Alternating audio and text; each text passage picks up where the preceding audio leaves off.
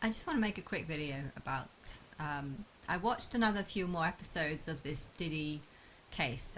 It was on a few months ago or a month ago, and I pressed record so that it would record all the series. But I only actually watched two episodes, and I found it very. I don't know, it wasn't very interesting, and it was more just about his earlier career. And I've got a bit later on in his later career, and I still don't believe the woman who said that she laid on a pool table and was R-worded. I I don't know if that's the truth or not, but I don't believe it. I have a right to have an opinion, and I don't believe it. I don't think it sounds believable, and it doesn't. She didn't go to the police, or she didn't go to the hospital. She said she was taken to the hospital, but was too embarrassed to walk in, so didn't. That does make me wonder. If you think you've been R-worded and you go to the hospital to get a checkup, do you have to pay like £200 or something for that checkup, or is there does the American system have something where you can go and get a sort of health check after it, and it be free? I don't know. I would like to know that, if because I think a lot of people might not want to go to the hospital if you're afraid that you might go in the hospital and then come out like the next day £2,000 broke because they've just stolen money off you by claiming that we have to do this and that.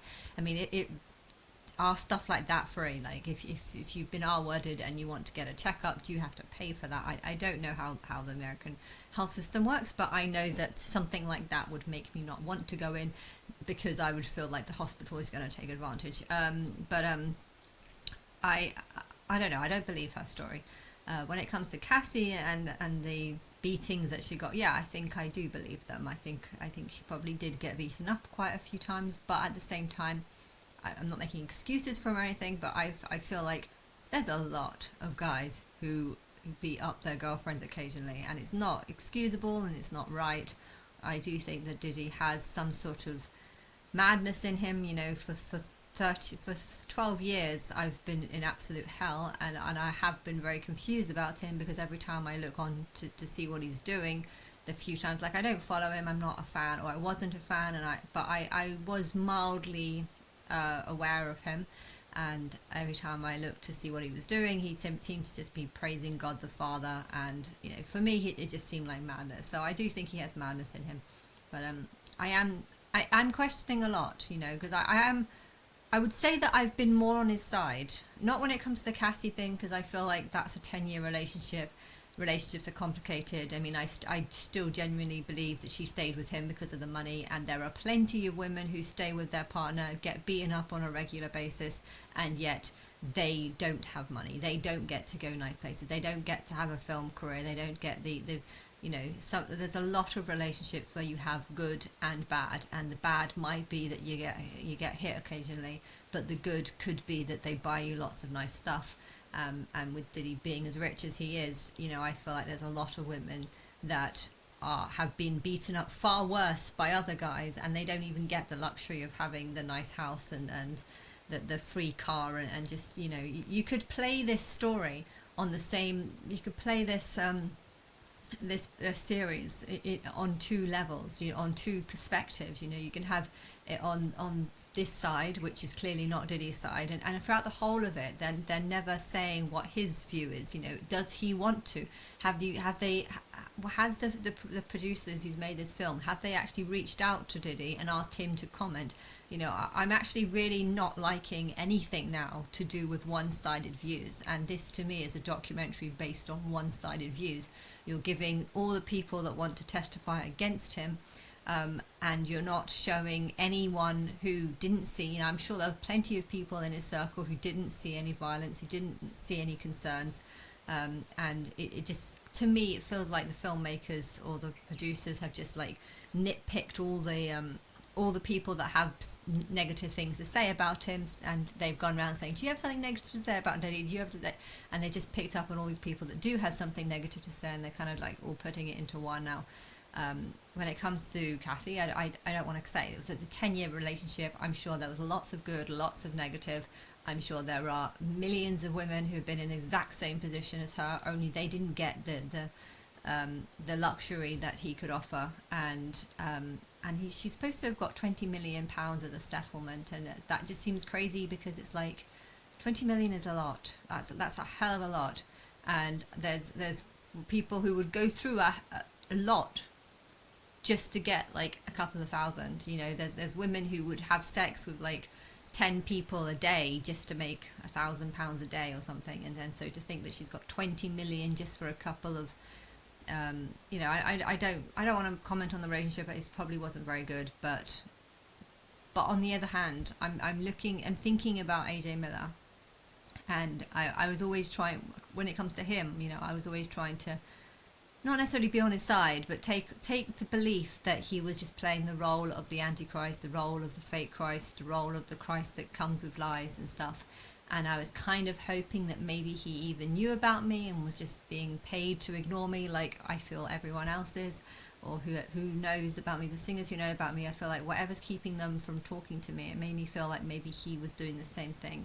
And I think confronting him made me realise that that's not the truth, that he generally does not know about me, and I definitely see that there's a dark side in him, and I think he's a lot darker than the AJ Millers usually are on my timelines. I think I've done 70 timelines, and I think, yeah, you get a range. Like sometimes they don't really want to know you but are happy to listen to you. Sometimes they're very open. Like sometimes I think I actually like work with them, and they are in on the whole plot too. But yeah, with this one, it's like the multiverse with the Spider-Man, and there's lots of different Spider-Mans, and yeah, this one's just a very dark version. And I guess because of this, it's making me think, like, who else am I getting wrong? Like, I don't want to. I'm not on the side of the people that just want to make allegations against Diddy, because I think a lot of it is not true. I think when it comes to Cassie, it might be true, and I didn't even know they were together. I didn't know their relationship. I didn't know anything about. When I named her in 2023, Angel of the Devil's Tease, or My Tease, you know, I had no idea she was actually in a relationship with Diddy. I had no idea about her past. I was just basing it on the songs that I'd seen. You know, this film made out that Diddy tried to get with one of the Danity Kane singers, and tried to have sex with her, and because she said no, that's the reason why she got kicked out of the band. I mean, technically, I think if this was a fair show, it should actually approach Diddy and say, what is your excuse for getting rid of that woman? And you know, the actual excuse could be that they had a few number ones, or a few, you know, they had a number one and a few top songs, but then their brand started to die out, and their you know, I hadn't even heard of Danity Kane until I started looking up Diddy. I hadn't even heard of Danity Kane. So Danity Kane was not famous. I'm in England. It was not famous here. And to be honest, the big hair thing that she had going, I wasn't a fan on it. You know, I thought it looked over the top. And therefore, you know, if the reason why he got rid of her was just because the band wasn't selling or doing as well as it was, you know, there could have been a whole number of reasons. And I feel this documentary is very one-sided, because it's not taking his side at all. So it's making me watch it and want to know, like, what is her side, what is his side. I mean, what is his side? I want to know both sides, and I hope in future, in like 7 years time or whatever, documentaries are only going to be made if you look at both sides of it. You know, if you find people who were around Diddy and didn't see anything, you know, I think it's important that those people come forward and state their thing. You know, if you've got a documentary where you just have people just saying negative, and not once do you say anything about what his statements are. I mean, maybe that there might be a couple of letters that come up on the screen saying he's denied it. I think there was a few couple of words. I don't read, so I didn't read it, but there looked like some scripture that said he denied all the claims, but that was it. So what, you're making it incredibly against him, and his only sort of form of defense is this little a sentence or two that I didn't read because I don't like reading.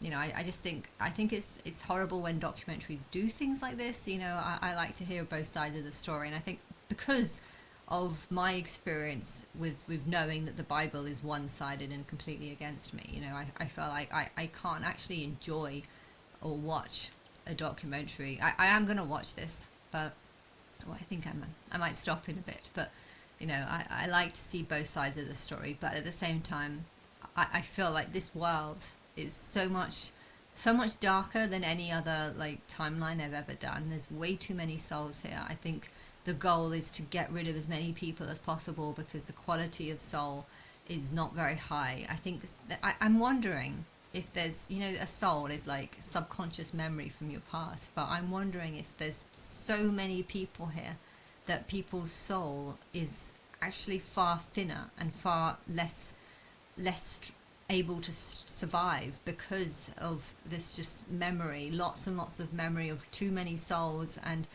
maybe some of the souls are in a much weaker condition because the energy from the sun, which is where all the energy from the whole solar system comes from, it's both spiritual and physical. It's we're in a matrix, we're in some sort of timeline, and the soul, if a soul is just memory, I'm wondering if the memory is sort of running out, and this is why the quality of human is so bad. Like I'm pretty sure that AJ Miller on all my 70 timelines is usually a bit more friendly, usually a bit more, it's why I kept this vision that I have of sitting by a beach, sitting by a nice pool, talking with them opening up to my opinions, and I feel like that's one, I had a similar thing with the Big Brother, when I first found out I was Christ, I sort of believed that I was going to be on Big Brother, and I kept having visions of being on Big Brother, and I feel like what I was seeing was like different times I've made these timelines, and I usually end up on that show, and I was wondering like what this one was, but everything in this world just seems so much darker, so much eviler, so much crueler, so much nastier.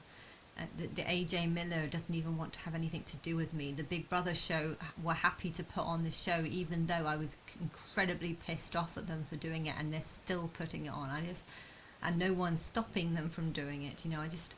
My attachment and my connection to people is just so slim that even the AJ Miller is following the inverted spirit, and it does make me wonder about the Diddy, because he's the angel of God the Father, or the angel of the people of God the Father, and so not of he's it's the angel of God the Father, but he's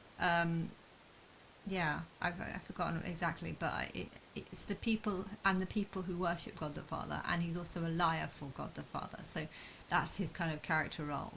But I do feel like he's a lot darker than usual, because usually I'm pretty sure this character does not beat up his girlfriend.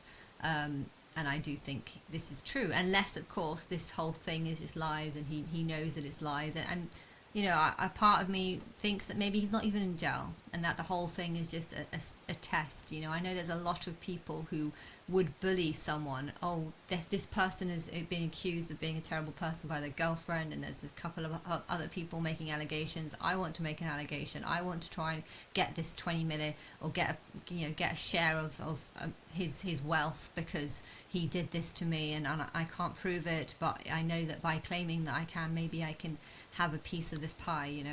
I feel like there's a lot of people who would do this, and I feel like there's a lot of people who would know that there were people that would do this, and so the elites could be, or the people who are organising this, Diddy himself could actually be setting this up. I don't know what's going on. I don't even know if there really is a court case, or if this is just some lots of stories coming out about what's going on in this court case, when really there is no court case, and there's just some sort of facade. Humans are like robots, and I think it would be very easy to get a bunch of robotic-like humans to stand outside and pretend that there is a trial going on when really there isn't. I don't trust humans. I don't trust this world. I don't trust people, and I don't think I even trust my own view. And I think I'm proved that time and time again, because I did not think that people would be ignoring me for 12 years. I did not think that it would be as bad as this, and I know I get things wrong. And I've kind of always been on I think this is a load of bullshit when it comes to Diddy, but at the same time, I think he might have beat it up Cassie. I just don't know. I don't know. I found it very strange how Cassie did not make any press statements or did not come forward. She just, I don't know, one allegation made through a big long report of, I hate reading, so I don't read things like that. And then for her to be silenced 24 hours later. But if she got paid off, why is she going to court? These are all things that I'm asking. But yeah, I am thinking about AJ Miller, and I think I had a slightly more positive view about him than I should have done, and therefore it's kind of making me wonder, like, who else is like this, and am I being too supportive on a lot of them, or am I don't know. I also made a mistake the other day, because I said that the day that I went to have that interview with the church, only to find that the gates were locked. This one local to me. It wasn't the Assumption of Mary that day. That was the Ascension of Jesus. So I'm going to link that, the image of the Ascension of Jesus going into heaven. I'm going to link it to me showing up at a church to try and talk to people, only to find the gates locked. And the Assumption of Mary is actually on August the 15th. But I don't know. I know, though, that I want a 40-day warning. And I know, though, that 40 days is now June the 1st. So in 40 days' time, it's going to be beyond July the 1st. So I would have said if something's going to happen, it would happen on either the 13th of June. That was in 2013. That was the day that I first found out that I was Christ.